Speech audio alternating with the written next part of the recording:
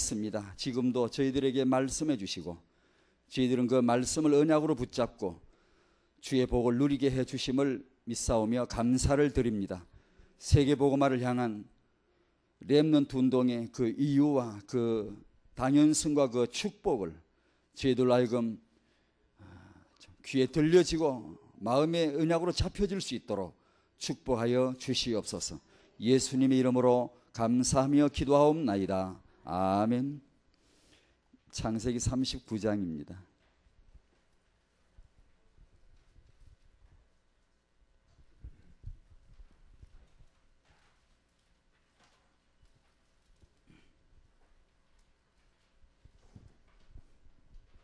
(39장) 1절에서 6절까지입니다. 우리 영원한 그 렘넌트 모델 중에 한 분인 요셉에 대해서. 이 성경 참 글자 잘다. 안경 써도 뭐 진짜 겨우 보이네. 1절에서 6절까지 같이 한번 같이 읽어보겠습니다. 시작. 요셉이 이끌려 애굽에 내려가매 바로의 신하 시위대장 애굽 사람 보디발이 그를 거리로 데려간 이스마엘 사람의 손에서 그를 사니라. 여호와께서 요셉과 함께 하심으로 그가 형통한 자가 되어 그 주인 애굽 사람의 집에 있으니 그 주인이 여호와께서 그와 함께 하심을 보며 또 여호와께서 그의 범사에 형통케 하심을 보았더라. 요셉이 그 주인에게 은혜를 입어 섬김에 그가 요셉으로 가정 총무를 삼고 자기 소유를 다 그 손에 위임하니 그가 요셉에게 자기 집과 그 모든 소유물을 주관하게 한 때부터 여호와께서 요셉을 위하여 그 애굽 사람의 집에 복을 내리심으로 여호와의 복이 그의 집과 밭에 있는 모든 소유에 미친지라. 주인이 그 소유를 다 요셉의 손에 위임하고 자기 식료 외에는 간섭하지 아니하였더라. 요셉은 용모가 준수하고 아담하였더라. 아멘.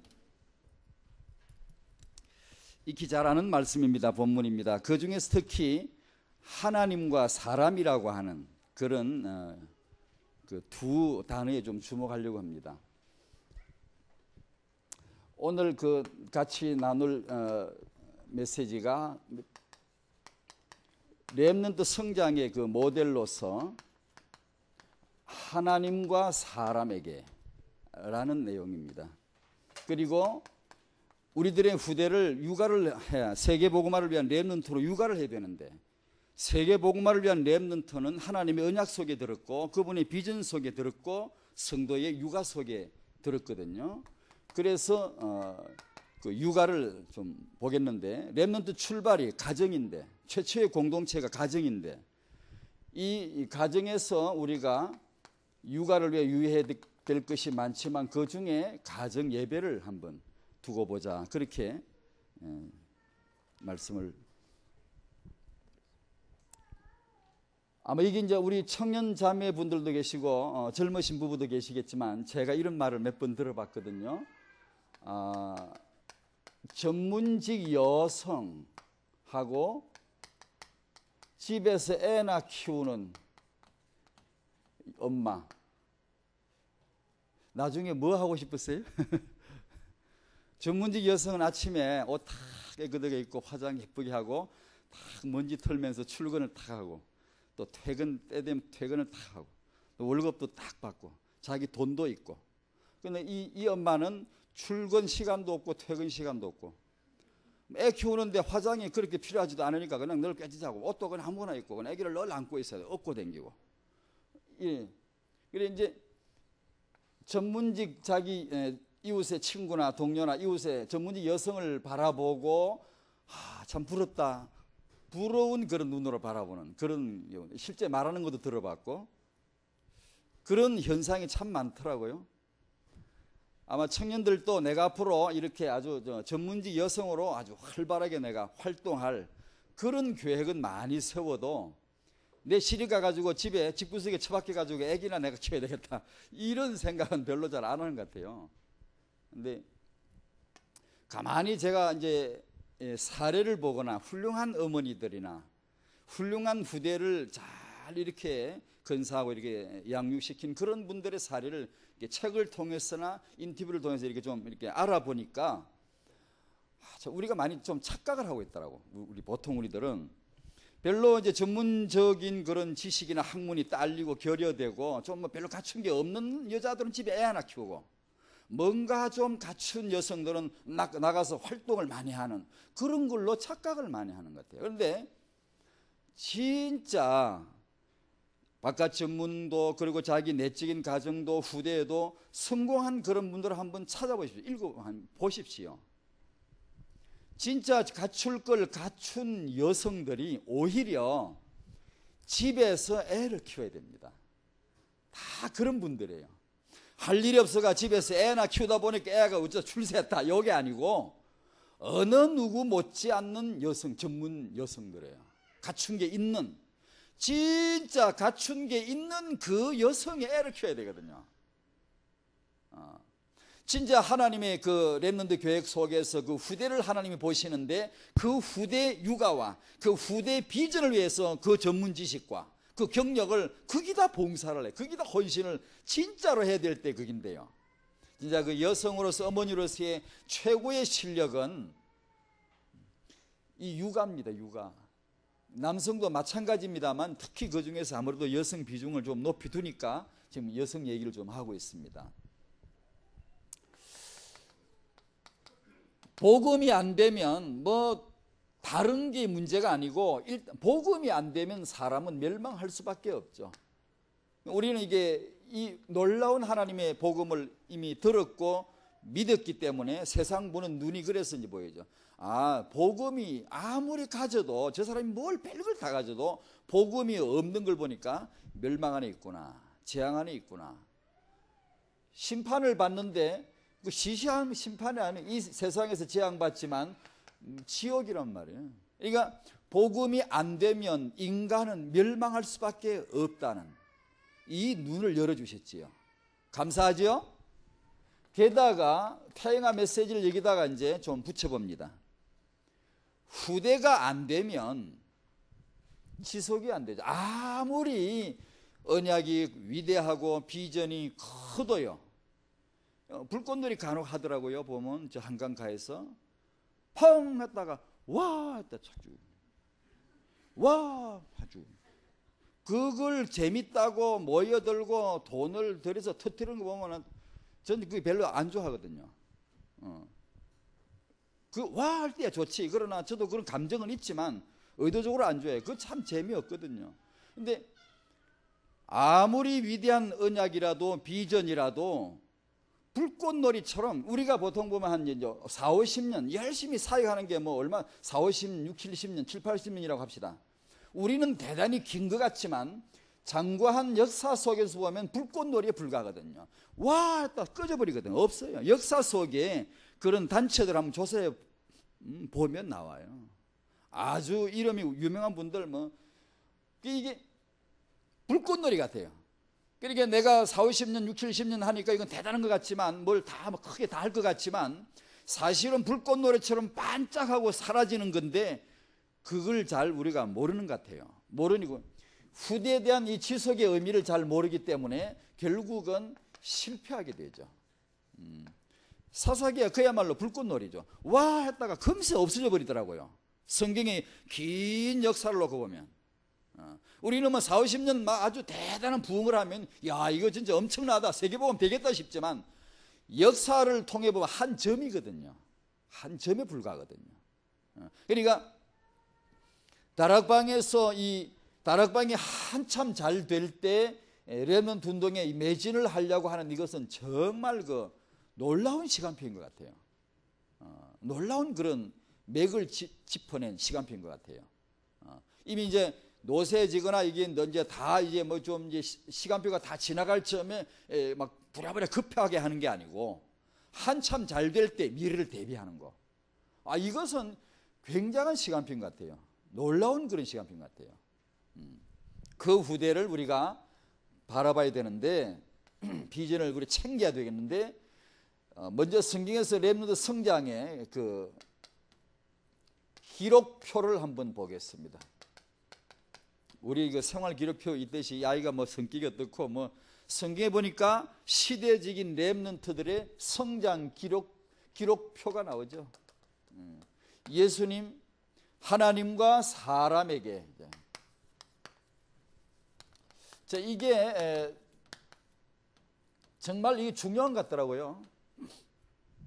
중요한 것 같더라고요. 성경에 유명한 그런 렘넌트 인물들, 모델들을 볼 때 예외 없이 등장하는 두 단어, 하나님과 사람. 하나님과 사람. 예수님 태어나실 때부터 메시지가 하늘의 영광, 땅의 평화. 그죠? 그러니까 하나님과 사람에게 이렇게 사랑은 서로 가시더라. 인정을 받더라.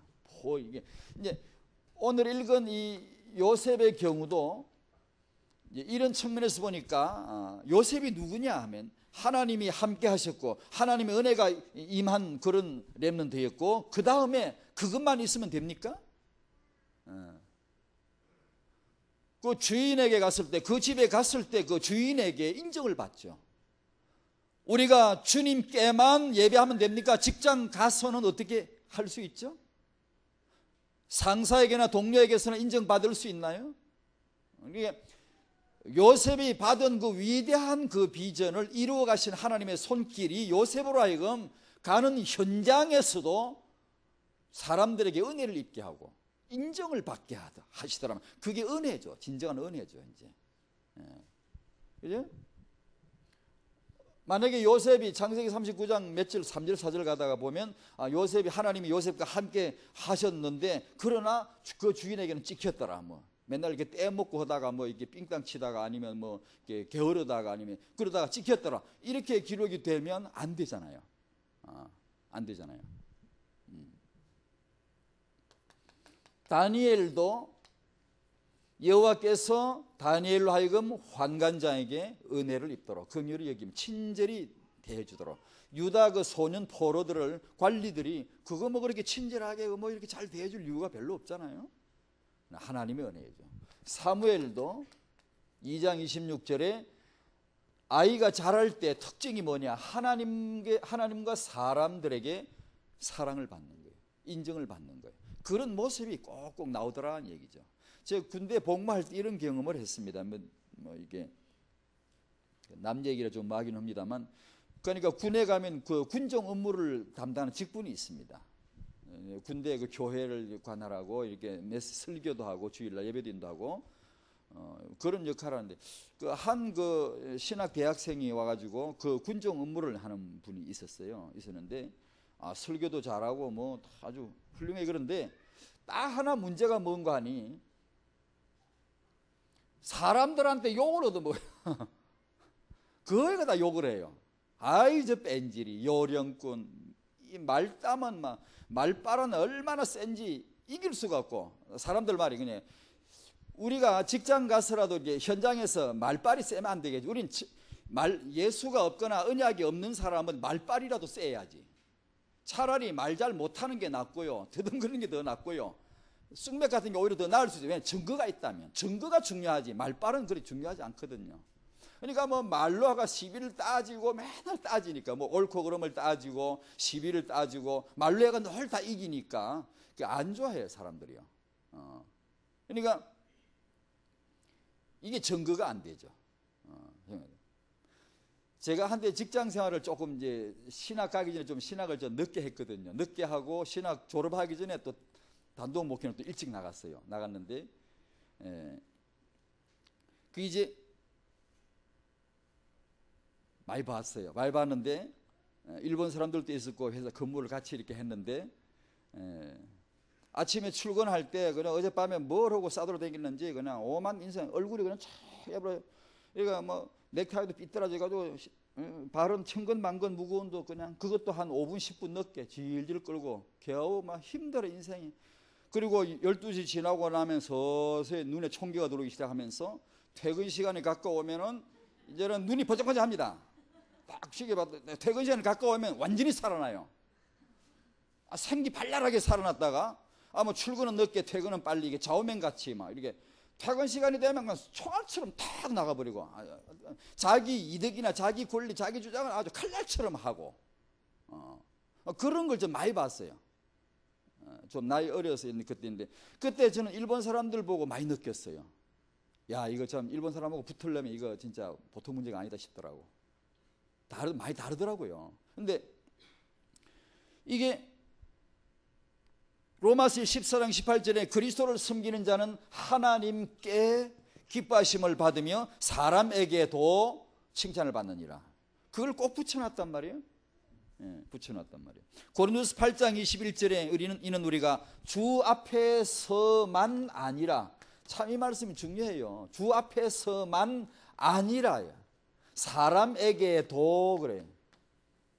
이 만이란 말이 참 재밌는 표현이거든요. 홀로 유일하게 우리가 신앙이 예수 신앙 증거가 여기까지 와서 스톱해버리면 안 돼요. 이것만 있으면 안 돼요. 자전거 바퀴가 한 개짜리도 있긴 있습니다만은 이게 바퀴가 자동차가 두 개 좌우에서 이렇게 균을 잡아줘야지, 하나만 주께 주 앞에서만 아니라 여기까지, 역시 이게 이제 여기까지 말이에요. 도 이 말이 둘 다 여기까지 이거 말인데요. 여기까지 와야 되거든요. 사람 앞에서도 선한 일을 조심하려 함이라 그랬거든요. 이 레몬드 성장이 어떤 생활 기록표로 봐야 돼요.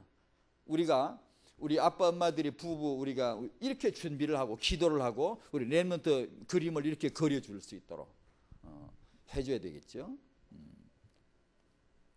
사울을 잠깐 예를 들면, 사울은 사람에게 대단히 인기가 많았던 것 같아요. 왕감을 찾는데 딱 눈에 띈 게 사울이었으니까 뭐 추천을 하니까 다. 우리가 하나님에게 부름을 받는 거하고 추천해 가지고 막 시키니까 하는 거하고는 좀 차이가 있잖아요.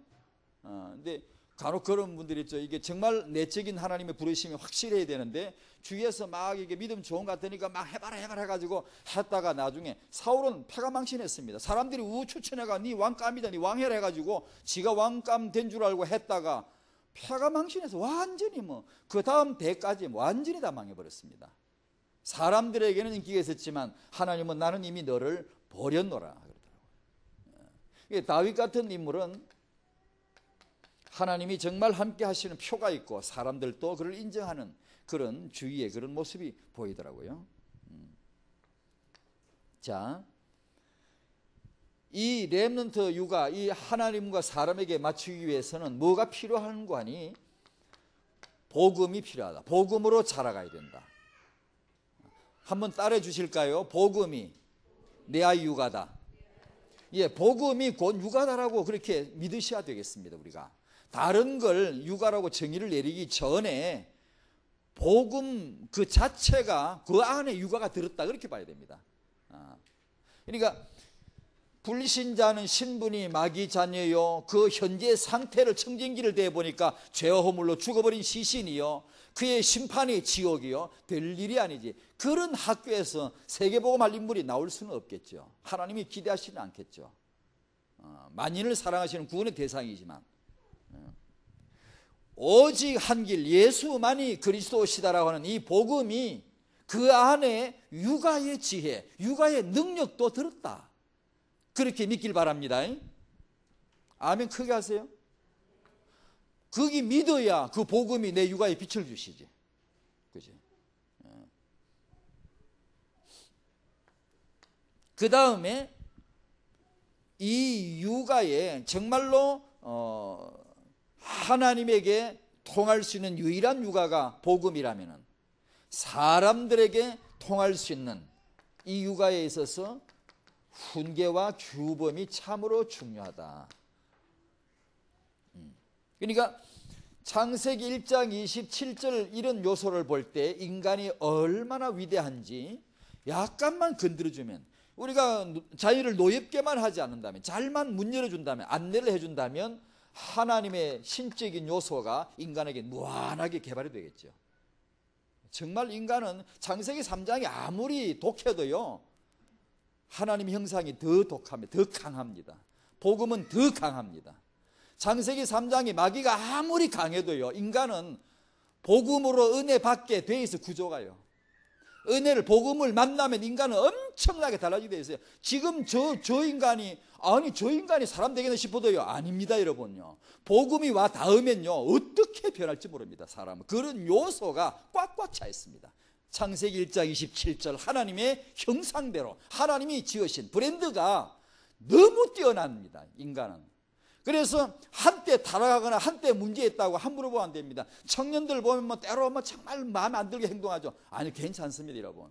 복음만 계속 전하기만 하면요 언젠가 어떻게 바뀔 줄 모릅니다. 엄청난 존재죠. 그런 인간에겐 칭찬과 그런 격려와 배려를 통해서 그 무한한 가능성이 나올 수 있도록 그 침돌 역할만 안 하면 되겠죠. 그와 반면에 극과 극 같은데, 그럼에도 불구하고 모든 인간은 훈계라고 하는 이 육아를 통하지 않고 그릇을 갖출 인간은 아무도 없다. 참 이게 어려운 일이죠. 우리가 애를 키워봐서 알지만 얼마나 격려하고 얼마나 배려해주고 칭찬해주고 얼마나 애를 이렇게 규범을 딱 갖추고 규칙으로 세워 이게 잡아야 되는가, 이게 참 진짜 어렵죠. 근데 육아를 잘한 분들 보면 이게 딱 예것이 원칙이 딱 돼 있더라고요. 이게 뭐 그렇게 뭐 팔방민 다 갖춰야 육아를 잘하는 게 아니고 조금 부족한 데가 있어도요 뚜렷한 자기 원칙이 있는 거기에 있어 육아가 되더라고요. 학적으로 다 갖춰야 되고 이런 게 아니고요. 근데 이 훈계와 규범을 통하여 그것을 우리들이 굉장히 유념해야 되겠더라고요. 우리 특히 한국인들은요 급하고 그 유전 공학자들이 말하는 DNA 8번 쓰레기 염색체라고 하는 별명이 붙은 거, 이게 뭐죠? 남이 잘 되는 꼴을 못 보는 거죠.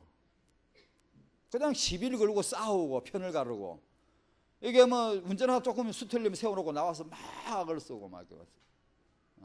제가 병원에 갔다가 이제 택시를 타고 이제 퇴원하는 날 집에 가는데 택시가 이제 옆에 버스가 서 있는데 모르고 좀 이렇게 급하게 끼어들었던 거예요. 마가 이렇게 들어갔던 거. 아, 버스 기사가 내려드니만 택시면은 이 새끼는 죽을래 그러더라고요. 그 다음부터 싸움이 붙었는데 그 다음 욕은 내 안 할래. 이 새끼는 죽을래. 이건 이제 가장 기본적인 욕이고 막 나오는데 와, 나 진짜 저기 버스 기사분이 좀 놀라셨겠죠. 갑자기 끼어들었어요. 그래도 그렇지. 저 새끼 죽어야 된다면서. 그냥 뭐 싸우는데 너 나 할 것도 없고 한국인의 성질이 좀 급한 것 같아요. 좋은 점도 있지만 추진이 굉장히 강하지만 너무 급하고 조급하고 잘 싸우고 이게 거짓말을 굉장히 잘합니다. 거짓말을 배반의 영이 출렁대고 배신을 잘 때를 역사성도 요새 보면 뭐 옛날에 그 메가드 장군 이런 사람들은 와 미군들 와가 피 흘리고 죽어주고 우리 구해줬더니만 숨 넘어갈 때 구해줬거든. 일제시대 때도 막 숨 넘어갈 때 구해주고 공산주의에게 우리가 숨 넘어갈 때 그때 숨이 끌딱끌딱 다 넘어갔거든요. 구해줬거든요. 배반하는 거 보십시오. 물론 우리 민족성이 다 그렇다는 건 아니지만 그런 그 정신적인 흐름이거든요. 앞으로 젊은 세대는 갈수록 더 심해집니다. 그게요. 그래서 우리 아이들에게 내 가정과 교회와 민족과 세계 시민에게 세계란 이 단어를 세계보고마 우리 민족에 그런 말을 부지런히 써야 한대요. 지금 애기 키우는 분들요. 그 아이와 대화 나눌 때 옹졸하게 째째하게 이렇게 하지 말고 돈 벌어서 밥 잘 먹고 그거 뭐 잘 먹고 잘 싸가 뭐 하겠어요. 그러니까 그런 거 째째하게 만들면 지도자가 안 되는 거지 이제. 그러니까 민족을 생각하고 세계를 보라. 세계 복음화를 생각하고 너는 세계 시민이 되라. 자, 이런 걸 말만 해도요 그릇이 커진다네요. 그런 말을 듣고 자라는 일단 그릇이 커지고 자기가 그렇게 맞춘대요. 그런 사람인 줄 안대요. 근데 그런 말을 들려주질 않고 어떻든 경쟁해야 되고 이겨야 되고 그저 문을 열리면 엘리베이터 문이 열리면 어른이고 뭐고 없고 애가 먼저 쫓아다니고 그냥 이렇게 그걸 우리 엄마들은 딱 잡아줘야 돼. 그걸요. 스톱 서 딱 그래야 돼요. 그래서 그 규범을 가르쳐 줘야 되거든요. 이게 이 사회에 통하는 규범이 뭔지 원칙이 뭔지를 보고 내가 그냥 어떻든 공부 점수만 잘로 100점 나오면 이미 일찍 귀에 걸리고 그런 거는 전혀 봐주질 않거든요. 장병희 책 보시면 육아할 때 그 사람이 가장 중요하게 여긴 게 뭔가 원칙, 규범. 그런 걸 용납하지 않단 말이에요. 애들이 규범 없이 함부로 하는 걸 용납을 하지 않아요. 처음부터 용납을 안 해요. 그렇다고 해서 1살짜리 돌짜리 애를 잡으라는 뜻이 아닙니다. 주의해야 됩니다. 18개월 지나고 20개월 그 아이가 자의적인 설명을 해서 이해를 할 나이가 있고, 그 아이를 일단 100% 용납해 줄 연령대가 있죠. 그 나이에 잡으면 큰일 납니다. 또 자아상을 완전히 또 상처를 줍니다. 근데 그런 것은 공부를 해야 합니다. 마냥 풀어도 안 되고 마냥 잡아도 안 되는 그 시간표를 잘 봐야 되는데, 여기서 이제 커다란 원칙을 얘기합니다. 우리 기독교계에 그런 육아를 잘한 분을 아마 꼽으라 그러면 그 중에 수잔나가 아마 꼽힐 겁니다. 웨슬레를 키우신 수잔나 웨슬레, 그분이 아마 생각이 날 겁니다. 우리 기독교 우리 선배들 중에 후대 육아를 잘한 분, 그 중에 찰스 웨슬레, 잔 웨슬레, 그 사무엘 웨슬레 세 아들을 그 목사로 만들었죠. 여러분 잘 아실 거예요. 이분의 육아 원칙, 이분의 육아 특색이 한마디로 말하면 분명한 원칙이더라고요. 우리가 이제 배워야 되거든. 청년들 읽어보세요. 서점 가면 있습니다. 그리고 젊으신 앞으로 아기 놀 분들 사서 보세요. 책을 좀 보세요. 책을 안 보면요, 그 다 역사를 썩혀버리는 거예요. 역사를. 왜 하나님이 책을 주신 줄 아십니까? 성경책과 그리고 책들. 이 지도자들이나 훌륭했던 분들이 지금 그런 역사인데, 성경이 전부 역사 얘기가 옛날 그 얘기 아닙니까? 그런데 그 책을 읽을 때 그 사람들, 그분들과 그 리더십과 그 학식과 그 육아를 통한단 말이에요. 교통 배운단 말이에요. 다리를 놓는 거거든요. 그래서 이걸 꼭 봐야 됩니다. 꼭 한번 사서 보셔야 됩니다. 애기 낳을 사람 아무도 없네 여기. 책을 안 보고 공부를 안 하면 안 됩니다. 아무리 내가 책 읽기가 취미가 아니라도 내가 애를 낳아야 되는데 싶어 생각하면 좀 긴장하셔요. 좀 인간 육아 이 얼마나 중요한지. 할 일 없는 사람이 집에 애 하나 키우고 똑똑한 여자는 나가 일하는, 그게 아닙니다. 잘못된 겁니다. 그건 제대로 된 여성이 전부 애기 키웠더라고요. 사례 보십시오. 그건 뭘 모르고 우리가 뭐 돈 몇 푼 벌면 그것이 큰일인 줄 알고, 그렇지 않아요. 수가 작은 수입니다. 단수입니다. 그게 진짜 큰 수는 사람을 키우는 겁니다. 사람을. 이분의 육아 그 특색이 원칙이더라고. 이분 진짜 혼자 애기 낳는지 모르는데 19명이 낳는다. 나 그거 믿어지지가 않은데 자관 19명을 낳았대. 여러분 19명 낳을 수 있나요? 12살에 시집 가가지고 45살까지 애를 낳나 어떻게 된 게? 하여튼 19명이라 나오는데 한 뭐 거기서 몇 명 죽었더라? 뭐 많이 죽고 10명인가 죽고 9명 중에 딸은 6, 아들 셋인데 셋을 목사 만들었는데, 이분이 친정 아버지가 목사님이고 할아버지가 목사님이고 자기 남편이 목사님인데 아마 친정에서 좋은 걸 가지고 온 것 같아요. 아주 좋은 육아 그 어떤 원칙을 가지고 배우고 왔는데 이분의 육아 그 뭐 다른 거 할 말, 이분이 육아를 얼마나 잘하는지 동네 처녀들이 이 수잔나 집에 모여가지고 애기 육아 키우는 거 배웠다 아닙니까? 청년 여러분, 요즘 여성들은 어떻게 하면 요구할까 이 생각이나 이거 학원 댕기고 자격지다고 이런 거나 하지, 육아 잘한 분들 보고 배우시란 말이에요. 책을 통하여 아니면 어떤 주위에 그런 분이 계시면 찾아가서 배워야 됩니다. 청년 여러분, 이때 당시하고 지금은 상황이 너무 달라졌어요. 산업화 시대에 돌아가지고 너무 달라졌지만 동네 처녀들이 이분에 가서 육아를 배웠다니까요.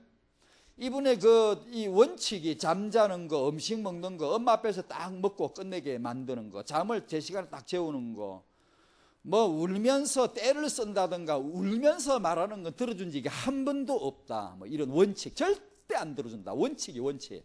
그 원칙을 딱 세우고 그대로 지키는 거예요. 그런데 아이가 아무리 떼를 써도 울고 10명, 19명이 울어대면 뭐 여기 예배실 있고 사택이 붙었는데 19이 울어대봐 같이. 예배보다 더 클 텐데 소리가. 그래서 나온 건지 이분의 원칙 중에 하나가 절대 소리 내 울지 마라 이거. 울면서 떼쓰지 마라. 울면서 요구하지 마라. 말로 정확하게 네 의사를 표현해라. 그게 원칙에 나오더라고요. 그런데 그 남편이 이런 감탄사를 감탄하죠. 자기 아내 보고. 아, 정말 당신은 정말 대단합니다. 나는 절대 그 할 수 없는데 어떻게 그 아이를 똑같은 말을 20번씩도 화 한 번 안 내고 큰 소리 하나 안 치고, 이 사람 육아 원칙 중에 하나가 뭐냐면 화를 내지 않는다. 큰 소리로 절대 꾸짖지 않는다. 그 원칙을 끝까지 지키는 거예요. 바글바글 애들 그거 우리는 하나 둘 낳아가지고 엄마가 숨 넘어가지 말 안 들으면 그냥 내가 숨 넘어가는데 이 바글바글한 애들 키우는데 화를 내지 않는다. 큰 소리로 꾸짖지 않는다. 원칙을 지키는 거예요. 똑같은 말을 수분도 좋고 이해할 때까지 설명한다는 거예요. 아, 이게 정말 교육이죠, 그죠? 정말 육아죠. 훌륭한 육아죠. 배워야죠, 우리 자매들. 배워야 됩니다. 이게 얼마나 얼마나 훌륭한지 몰라요. 그러니까 육아가 되는 거예요. 절대 그 헛되게 그냥 떼쓰는 절대 안 들어주고 정확하게 네가 말로 해라. 그리고 언니 오빠들을 하여금 나이가 들면 이제 5살부터 이 사람은 교육을 시켰더라고, 일반 학과 교육을. 근데 그 전까지는 또 다르게 양육하고 5살부터는 더 엄한 규칙 속으로 집어넣고 언니 오빠들 하여금 동생을 가르치도록 교생시켜서 교생 실습을 시켜가지고 그렇게 육아를 담당하도록. 이렇게 그 집안이 아주 학교라. 애들이 이렇게 많으니까 뭐 학교지 뭐. 그러면 한 반은 나오겠네. 이런 분들을 통해서 육아의 원칙이 얼마나 중요한가를 배울 수가 있습니다. 꼭 한번 배우시길 바라고, 말 나온 김에 재밌는 이야기 한마디 하고 지나가야 되겠네. 역사상 그 3대 악처란 말이 있어요. 이것도 전부 남정네들이 쓸데없이 빈들빈들 놀면서 하는 소리였겠지. 시간 남으니까 낮잠이나 자지. 괜히 앉아서 뭐 누가 악처였다네. 그 남자들이 하는 소리지만 나온 거니까 한번 들어봅시다. 역사상 3대 악처 1등이 누구게? 욥의 처. 맞아. 이 처는 진짜 1등감이라 독해 무서워요. 어휴, 자기 남편이 다 주고 가는데 세상에 하나님 욕하고 죽여버리라, 하나님 저주하고 돼지버리라는 거야. 어휴, 무서워요. 야, 이런 여자가 다 있다. 아이고, 세상에 욥이 진짜 훌륭하지. 그 여자가 그때 그랬겠어요? 벌써 그런 기질이 있었겠지. 그래도 그 여자 같이 이때까지 산 것마도 욥은 정말 악처가 아니고 성군입니다. 욥이 성군이란 뜻이지 사실은. 참 대단한 인물이지. 저 같으면 어림도 없겠죠. 아유, 어떻게 살겠어요?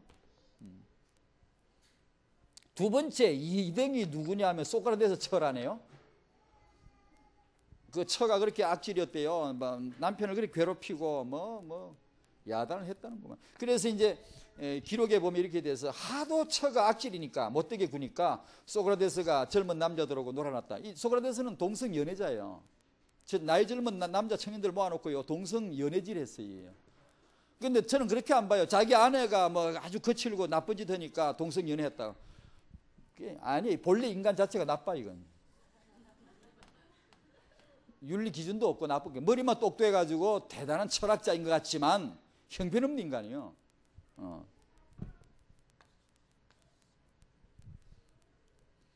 젊은 분들은 그 과학과 철학에는 책 제목이 모르겠다. 청년들에게는 좀 권할 처지가 하는데, 철학이란 요소가 세계 서양사나 동양서도 그렇지만 철학자들이, 이실론자들이, 하나님을 안다는 철학자들도 거의 뜯어놓고 보면 이실론자들입니다. 우리처럼 복음을 아는 철학자들이 아닙니다. 역사상에 보면 예수 믿음 있는 철학자들이라고 드러 나와요. 근데 자세히 보면요 이실론자들이에요. 그냥 지식적으로만 이론적으로만 하나님 믿고요, 거의 복음이 이렇게 가지고 있는 철학자 거의 없습니다. 여러분 학교 가면 그렇게 존중받는 인물들요, 껌벅 죽는 인물들요, 형편없는 사람들입니다. 사실 이런 사람들 때문에 복음의 그 위대한 능력의 앞에 그 암울한 24일이 다 돌아오네. 저는 대달력에 써놔서 욕을 한바지씩 하거든. 해마다요. 11월 20일 1859년 11월 20일 날 찰스 다윈이 종의 기원 발표 날이거든. 초판 낸 날이거든. 창세기 3장에서 인간을 하나님 되게 붙이겠지, 사단이.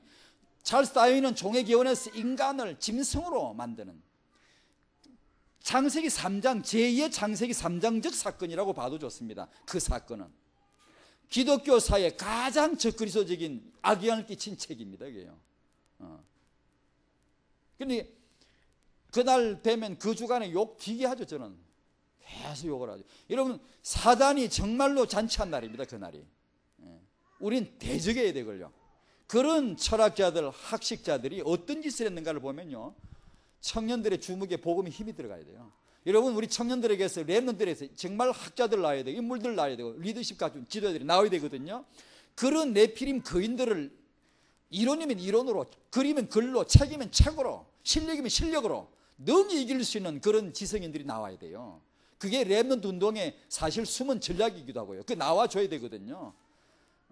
그러니까 소크라테스 이건 지어버리고, 그 다음에 악처 3등이 누구게? 의외로 뜻밖입니다. 여러분 아실라나? 웨슬레 처라고 그래요. 웨슬레 누구예요? 수잔나가 키운 그 18세기 위대한 영적 부흥사요. 웨슬레요. 그분의 사모님이 그렇게 악질이었대요. 제가 이걸 보고, 보는 사람마다 좀 차이가 있지만 하여튼 이런 견해가 있더라고요. 이걸 보고 제가 느낀 게 하나 있어요. 3대 언약이라고 하는 것이 렘넌트 운동의 그 숨은 아주 진한 내면의 핵심이 되어야 됩니다. 앞으로 저는 그렇게 보고 있습니다. 단지 그냥 렘넌트 운동 그 속에 좁은 모에서부터 태아까지 3대까지 연결될 수 있는, 공동체가 될 수 있는 그 공동체 의미. 한나가 사무엘을 회복했으면 사무엘은 그 다음 후대를 회복할 거룩한 짐을 져야 됩니다. 3대가 엮어져야 됩니다. 수잔나가 웨슬레를 훌륭한 인물로 키웠지만 문제는 이제 웨슬레가 누구와 결혼하느냐 이건데, 그래서 원래는 모계 사회가 원래 원칙은 참 좋은데, 이게 원래가요, 장가를 가야 돼요. 원래는 가서 모계 사회로 접어들면 그 육아가 전통이 될 수 있어요. 그러나 딸들은 흩어져 버리고 아들은 육아에 좀 차선에 뒷걸음을 치는데 며느리가 들어와야 되는데 이 며느리가 누구냐 이거지 이제.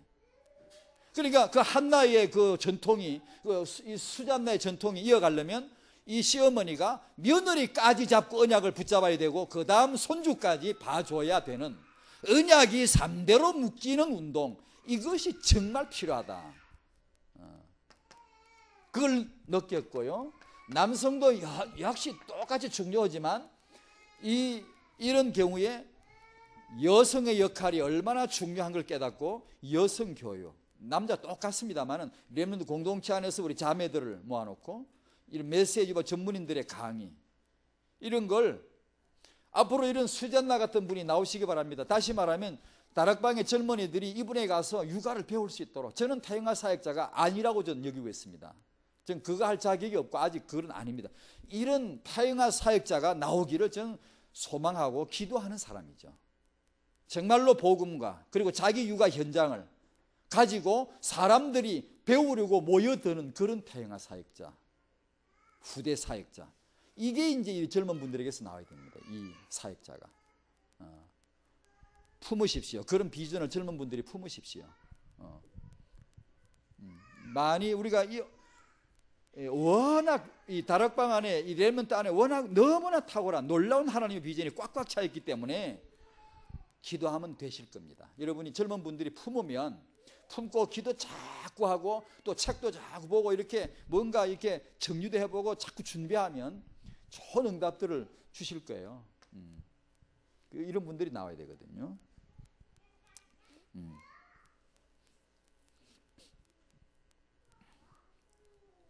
한마디만 더 하고 마치면, 이분이 이런 원칙을 세운 것 중에 하나가 인간은 전적으로 타락을 했다.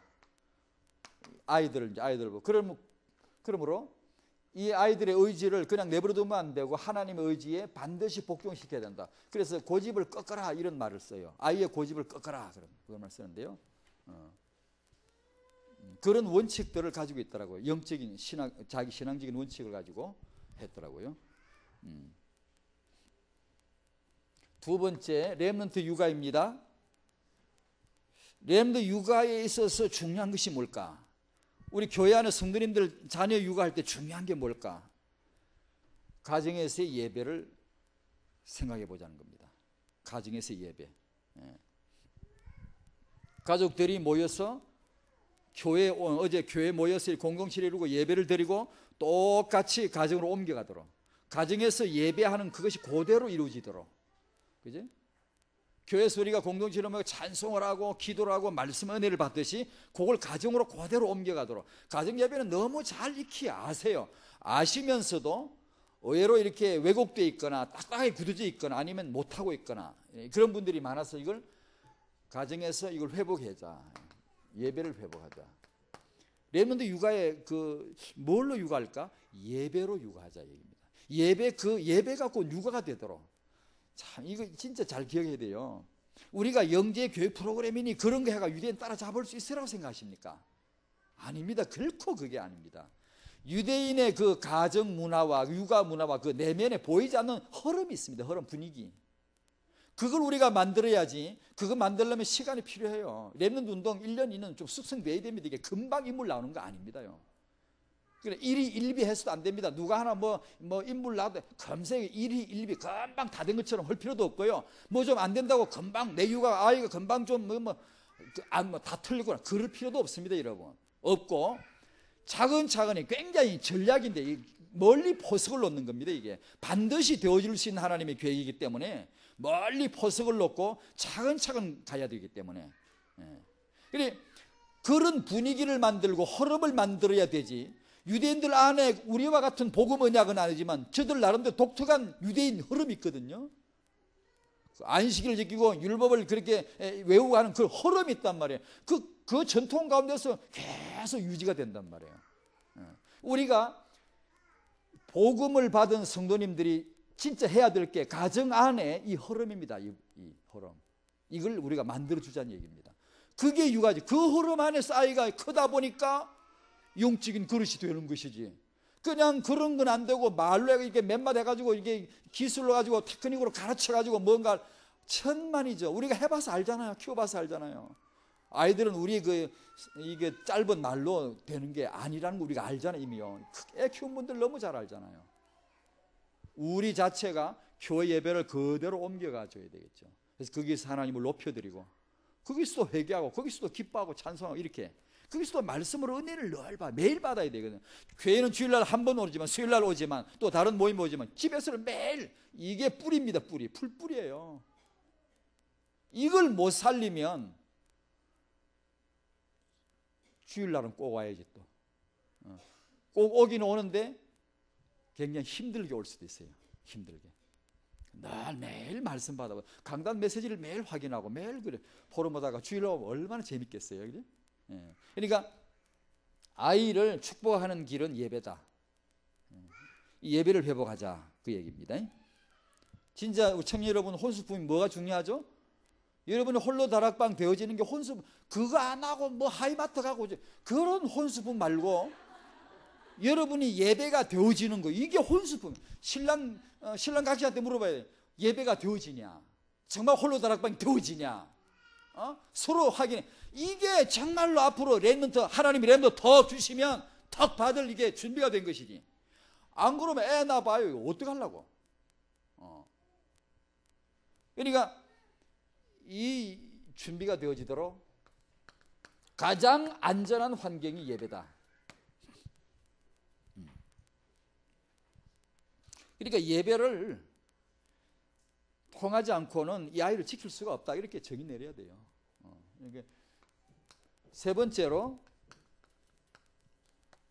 우리 후대들이 타영아 때부터 예배에 완전히 이렇게 설 수 있도록 예배 가운데 크도록 그냥 그렇게 교회 예배, 가정 예배, 그리고 지역의 예배, 지교의 예배, 그러니까 뭐 훈련에 가면 예배 속에 자랄 수 있도록 주의해야 될 게 한 가지. 지난번에 말씀드렸듯이 공적인 예배 사역은 잘하고 우리가 공적인 예배는 내 얼굴을 정당하게 잘 내 보이지만 사직이나 아니면 가정에서 그것이 싹 죽어버릴 수 있단 말이에요.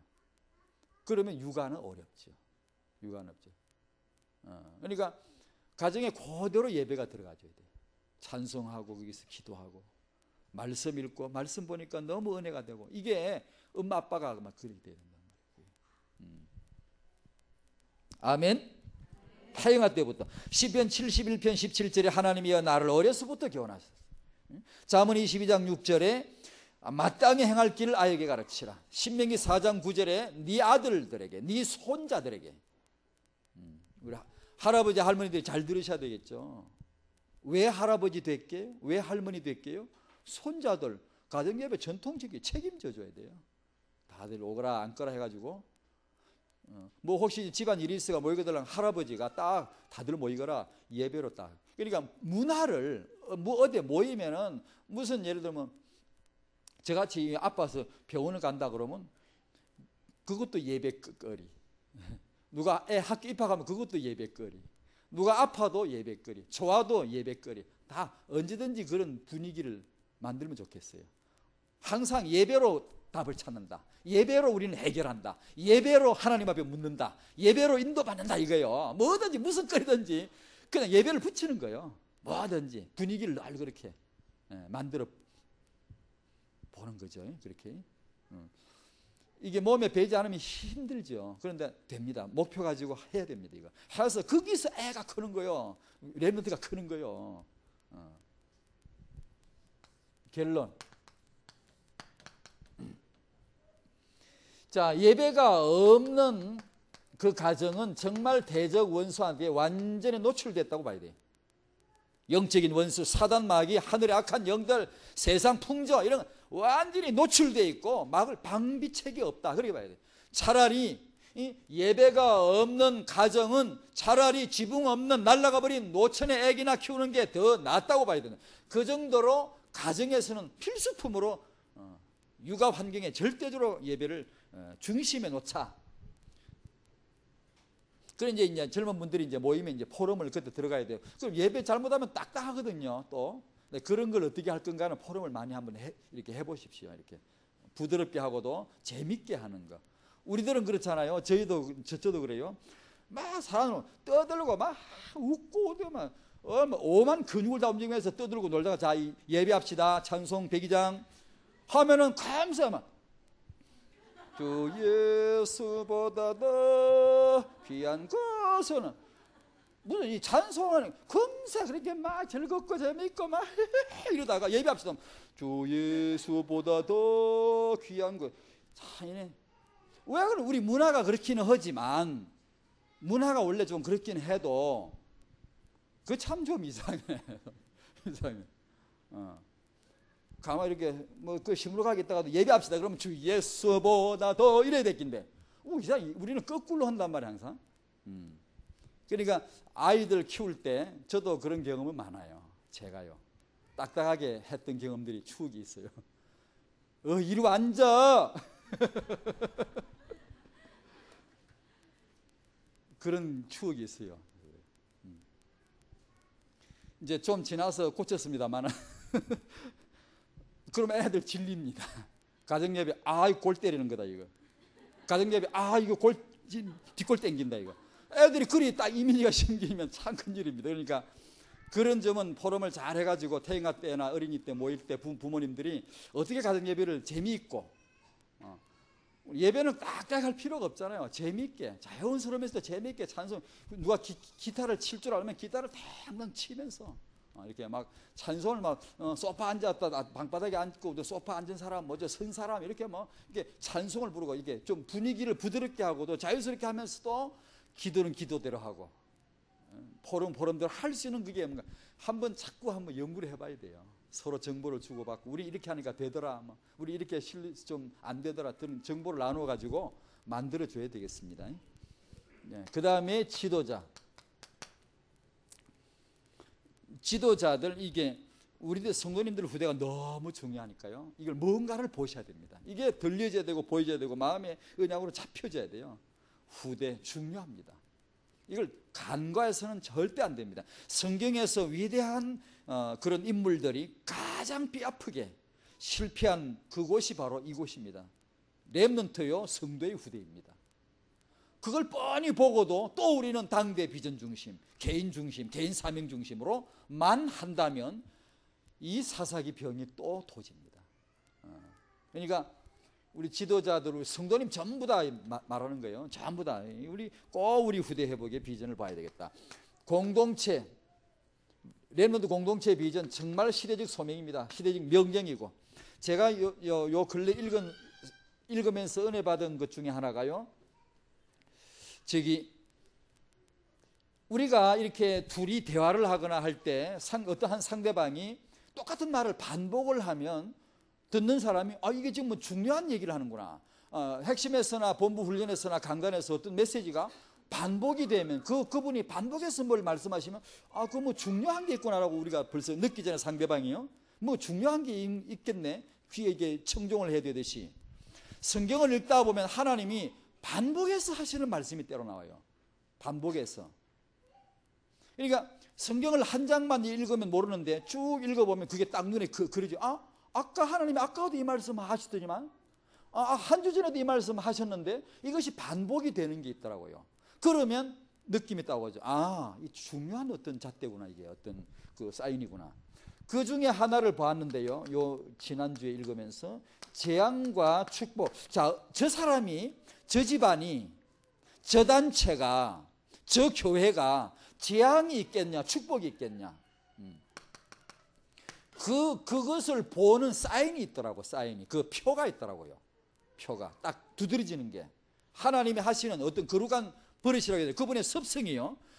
말씀하시는 어떤 그 텀이 있더라고요. 꼭 그때 그 말씀이 나오는 게 있더라고요. 전에 잘 유념을 못했는데 요새 성경 읽으면서 좀 정리가 되는데요. 그 중에 하나가 요거더라고요. 저 가문이, 저 단체가 재앙을 받으면 하나님 눈에 찍혔어요. 저것들 하나님 눈 밖에 났어요. 찍혔다. 그러면 저 단체에, 저 민족에게 재앙이 임한단 말이에요. 그러면 하나님이 하시는 말씀이 나와요. 첫 번째, 예레미야나 이사야 이런 데 많이 나오는데 신랑의 소리, 장가가는 소리, 신랑의 소리, 신부의 소리를 끊어버릴 것이다. 끊어지게 할 것이다. 이 말씀 나옵니다. 이 말씀 나오는데 이제 우리 다락방 안에 렘넌트 청년 여러분들 앞으로 결혼에 대한 중대한 하나님의 비전을 보시기를 바랍니다.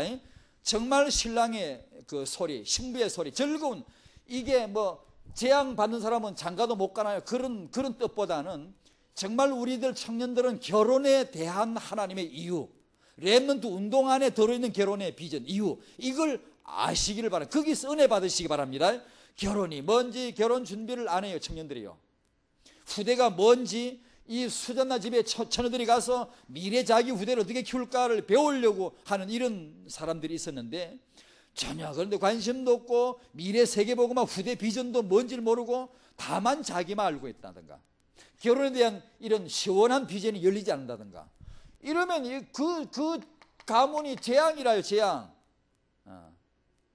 그리고 제가 구절은 지금 뭐 일일이 안 되겠습니다. 자녀들, 청년들, 타의 열매, 그 다음에 자녀들, 청년들을 죽게 한다. 멸절시킨다. 타의 열매를 가엾게 보지 않는다. 어린 자녀를 가습게 여기지 않겠다. 이런 말씀을 한 번, 두 번, 세 번, 네 번 반복해서 나오더라고요. 그래서 이게 이 가문이나 이 단체가 재앙받을 중요한 하나님의 사인이구나. 반대는 축복이 반대예요. 딱 그대로. 여러분 다락방에서 후대들이 앞으로 잘 될 겁니다. 왜? 그 이유가 꽉꽉 차 있습니다. 꽉꽉 차 있습니다. 하나님 앞에서 다락방에 앞으로 청년들이나 후대들이 잘 될 수밖에 없는 이유들이 너무나 꽉꽉 차 있기 때문에 늘 받는 메시지인데 이 단체가 축복을 받겠다. 이 가문이 축복을 받겠다. 특징이 뭐냐? 타의 열매, 그 자녀, 그 청년들이 잘 되는 거예요. 그 사인을 주시는 거예요. 하나님이요.